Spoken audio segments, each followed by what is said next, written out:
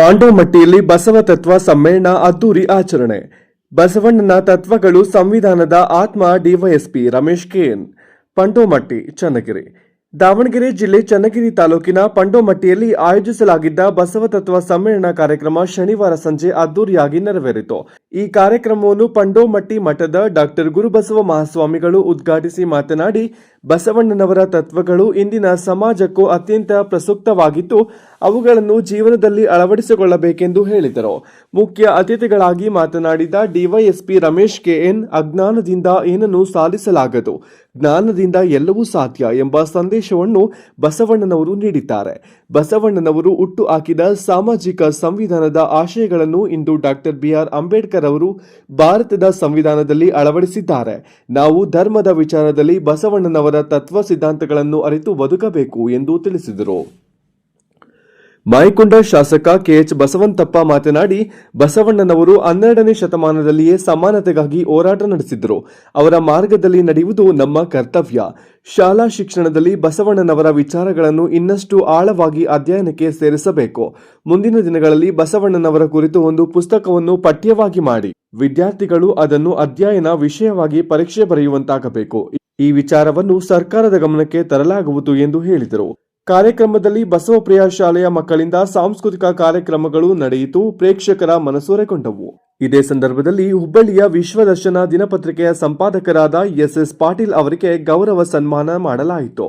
ಈ ಕಾರ್ಯಕ್ರಮದಲ್ಲಿ ಸೊರಬ ಹಿರೇಮಾಗಡಿಯ ಕಿರಿಯ ಸ್ವಾಮಿಗಳು, ಲಿಂಗನಾಯಕನಹಳ್ಳಿಯ ಚನ್ನವೀರ ಮಹಾಸ್ವಾಮಿಗಳು, ಅಲ್ಲಮಪ್ರಭು ಪೀಠದ ಗೌರಿಶಂಕರ ಮಹಾಸ್ವಾಮಿಗಳು, ಮಠದ ನಿರಂಜನ ಪೀಠದ ರುದ್ರಮುನಿ ಮಹಾಸ್ವಾಮಿಗಳು, ಜಯಬಸವನಂದ ಮಹಾಸ್ವಾಮಿಗಳು, ಮಳೆ ಮಲ್ಲಿಕಾರ್ಜುನ ಸ್ವಾಮಿಗಳು, ಚನ್ನಗಿರಿ ಮಾಜಿ ಶಾಸಕ ವಡ್ನಾಳ್ ರಾಜಣ್ಣ, ಬಿಜೆಪಿ ಮುಖಂಡ ಮಲ್ಲಿಕಾರ್ಜುನ್ ಸೇರಿದಂತೆ ಅನೇಕ ಮಠಾಧೀಶರು, ಭಕ್ತರು ಹಾಗೂ ಸುತ್ತಮುತ್ತಲಿನ ಗ್ರಾಮಸ್ಥರು ಹೆಚ್ಚಿನ ಸಂಖ್ಯೆಯಲ್ಲಿ ಭಾಗವಹಿಸಿದ್ದರು.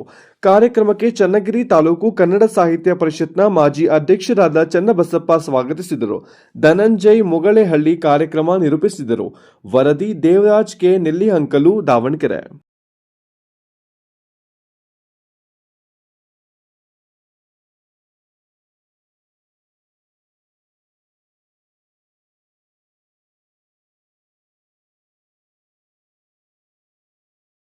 ಇದು ಹೊರಲಾರದ ಹೊರೆಯಾಯಿತು. ಈ ಭಾರವನ್ನು ಇಳಿಸಿಕೊಳ್ಳುವ ದಾರಿಯನ್ನು ಯೋಚಿಸಿ ಹರಳಿಯ ಮತ್ತು ಕಲ್ಯಾಣಮ್ಮ ದಂಪತಿಗಳು ತಮ್ಮ ತೊಡೆಯ ಚರ್ಮದಿಂದಲೇ ಚಮ್ಮಾವಿಗೆಗಳನ್ನು ಮಾಡಿ ಬಸವಣ್ಣನವರಿಗೆ ಅರ್ಪಿಸಿದಾಗ ಈ ಪಾದುಕೆಗಳು ಆ ಸಂಗನಿಗೆ ಮೀಸಲು ಎಂದು ಹೇಳಿ ಅವುಗಳನ್ನು ತಮ್ಮ ತಲೆಯ ಮೇಲೆ ಹೊತ್ತುಕೊಂಡರು ಬಸವಣ್ಣನವರು. ಅಂತಹ ಪಾದರಕ್ಷೆಗಳನ್ನು ಮಧುವರಸ ಕಿತ್ತುಕೊಂಡು ಮೆಟ್ಟಿದಾಗ ಏನಾಯಿತು ನೀವೇ ನೋಡಿ.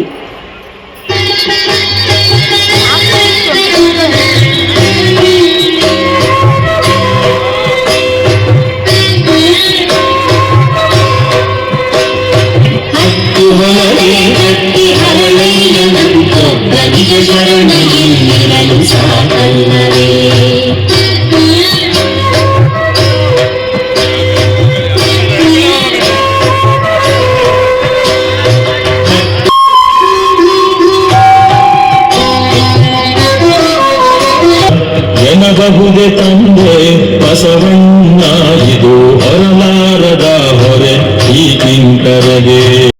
ಒಂದು ಹಂಸ ಗೂಡು ಕಟ್ಟಿತ್ತ ಕಂಡೆ. ಅರಳಿಯ ಮರದಲ್ಲಿ ಒಂದು ಹಂಸ ಗೂಡು ಕಟ್ಟಿತ್ತ ಕಂಡೆ.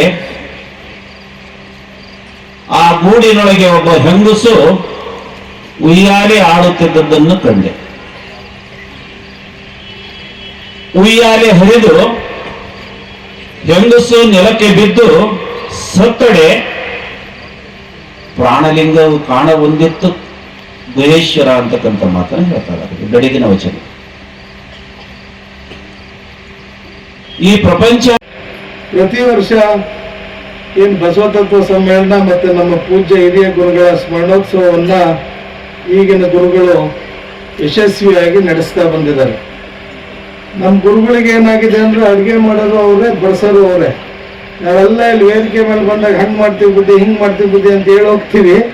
ವೇದಿಕೆ ಇಳಿದೋದ್ಮೇಲೆ ಮತ್ತೆ ಟಾಟಾ ಬೈ ಬೈ, ಅಲ್ಲದಿವು ಬುದ್ಧಿ ಇಲ್ಲದಿವು ಬುದ್ಧಿ. ನಮ್ಮ ಸ್ಥಳೀಯವಾಗಿರ್ತಕ್ಕಂಥ ಮಠ ನಮಗೆ ನಡೆ ಕಲಿಸಿದ ಬಸವಣ್ಣ, ನುಡಿ ಕಲಿಸಿದ ಬಸವಣ್ಣ ಅಂತೇನು ಹೇಳ್ತೀವಲ್ಲ, ಹಾಗೆ ನಮಗೆ ಸಂಸ್ಕಾರವನ್ನ ಹಿರಿಯ ಜಗದ್ಗುರುಗಳು ಅಂತೂ ನಾವೆಲ್ಲಿ ನೋಡಿದ್ರು ಲಿಂಗ ಕಟ್ಟಿದೆಯಾ, ವಿಭೂತಿ ಹಚ್ಚಿದೆಯಾ, ಫಸ್ಟ್ ಅದು, ಆಮೇಲೆ ಅದ್ರ ಒಳಗಿನ ಸತ್ಯಗಳನ್ನ ಆಮೇಲೆ ಅನಾವರಣಗೊಳಿಸೋರು ಗುರುಗಳು. ಈ ಗುರುಗಳು ಕೂಡ ರಾಜ್ಯಾದ್ಯಂತ ದೇಶಾದ್ಯಂತ ಸುತ್ತರಿದು ಕೊಂಬ ಪುಣ್ಯವನೊಬ್ಬ ಕೊಂಬ, ಕೂಡಲ ಸಂಗಮ ದೇವ ನಿಮ್ಮ ಭಕ್ತ ನಿತ್ಯ ಮುಖ್ಯ.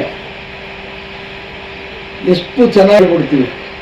ಇನ್ನು ಅನೇಕ ವಚನಗಳನ್ನ ಅನುಭವ ಹೇಳ್ತಾರೆ, ಗುರುಗಳು ಕೂಡ ಹೇಳ್ತಾರೆ. ಈ ಒಂದು ವಿಶೇಷ ವಚನವನ್ನ ನಾನು ಯಾಕೆ ಆಯ್ಕೆ ಮಾಡ್ಕೊಂಡೆ ಅಂದ್ರೆ, ಪ್ರಸ್ತುತ ಸಮಾಜಕ್ಕೆ ಇದು ಅತ್ಯವಶ್ಯಕ.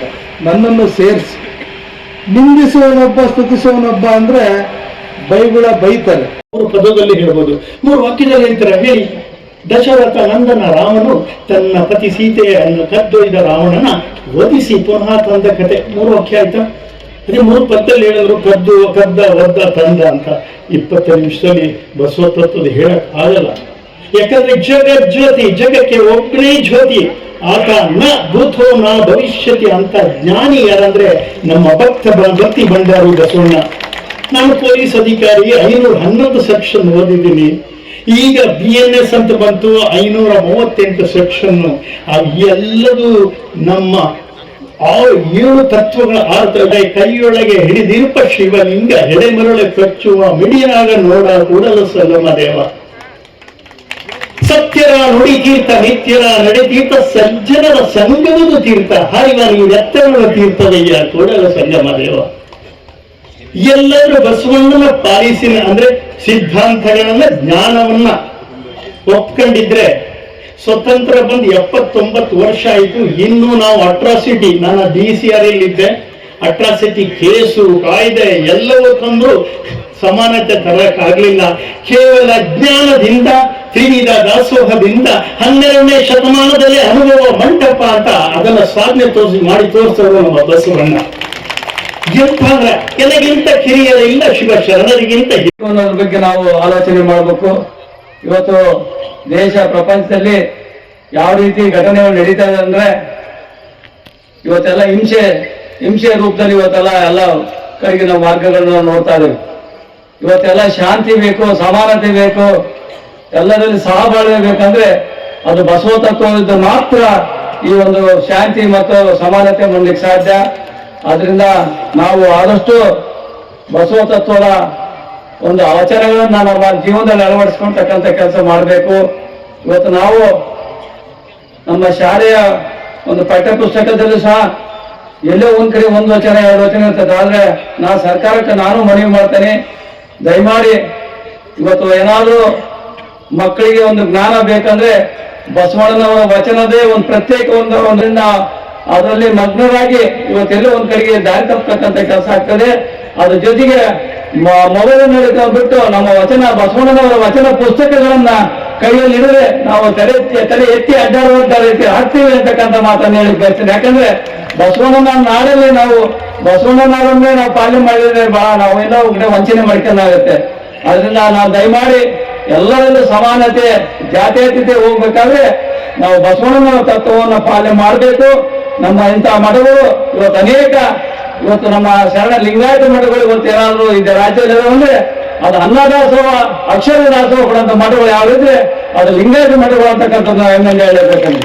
ಇಂದಿನ ಕಾಲದಿಂದ ಸಹ ಇರ್ಬೋದು, ನಮ್ಮ ಮುರುಘಾ ಮಠ ಇರ್ಬೋದು, ಸಿರಿಗೇರಿ ಮಠ ಇರ್ಬೋದು, ಅನೇಕ ಮಠಗಳು, ಹುಬ್ಬಳ್ಳಿ ಮಠ ಇರ್ಬೋದು, ಇವೆಲ್ಲವೂ ಸಹ ವಿರಕ್ತ ಮಠಗಳಿಂದ ಎಲ್ಲವೂ ಸಹ ದಾಸೋಹ ಮತ್ತು ಅಕ್ಷರ ಜ್ಞಾನವನ್ನು ಕೊಡ್ತಕ್ಕಂಥ ಮಠಗಳು. ಇಂಥ ಒಂದು ಕಡೆಗೆ ಗಮನ ಕೊಡಬೇಕು.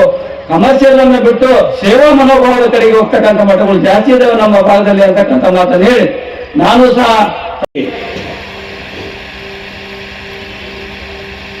ಇವತ್ತಿನ ಮಟ್ಟಿಗೆ ನಾವು ಏನ್ ತಿಳ್ಕೊಂಡೀವಿ ಅಂತಂದ್ರ, ದಯವಿಟ್ಟು ನಮ್ಮ ಜನಪ್ರತಿನಿಧಿಗಳ ವೇದಿಕೆ ತಪ್ಪು ತಿಳ್ಕೊಬೇಡ್ರಿ. ನಾವೇನ್ ತಿಳ್ಕೊಂಡೀವಿ ಅಂದ್ರ ರಾಜಕಾರಣಿಗಳ ಬೆನ್ನು ಹತ್ತಿದ್ರೆ ಸಂಸ್ಕಾರ ಸಿಗ್ತದೆ ಅಂತ ತಿಳ್ಕೊಂಡ್ರಿ ನೀವು. ತಪ್ಪು ಅದು. ಅದೇ ನೀವು ಶರಣರ ಬೆನ್ನು ಹತ್ತಿರ ನಿಮಗೆ ಸಂಸ್ಕಾರ ಸಿಗ್ತದೆ, ಶರಣರ ಬೆನ್ನು ಹತ್ತಿರ ಸಂಸ್ಕಾರ ಸಿಗ್ತದೆ. ಪಾಂಡವಮಟ್ಟಿ ಅಂತ ಪುಣ್ಯ ಕ್ಷೇತ್ರ ಈ ಪಾವನ ಭಾರತ ಮಾತೆಯ ಕರ್ನಾಟಕದಂತ ಸುಸಂಸ್ಕೃತ ನಾಡಿನಲ್ಲಿ ದಾವಣಗೆರೆ ಜಿಲ್ಲೆ ಚನ್ನಗಿರಿ ತಾಲೂಕಿನಲ್ಲಿ ಪಾಂಡವಮಟ್ಟಿ ಅಪ್ಪವರು ಸಾಕ್ಷಾತ್ ಹೆಂಗ ಕಾಣ್ತಾರೆ ನೋಡ್ರಿ, ನೀವು ಭಕ್ತಿಯಿಂದ ನೋಡ್ರಿ ಅವ್ರನ್ನ ಕಂಡು. ನಿಮ್ಮಲ್ಲಿ ಭಕ್ತಿ ಇತ್ತಂದ್ರೆ ಆ ರೂಪ ಅವರಲ್ಲಿ ನಿಮ್ಮಲ್ಲಿ ಕಾಣ್ತದೆ.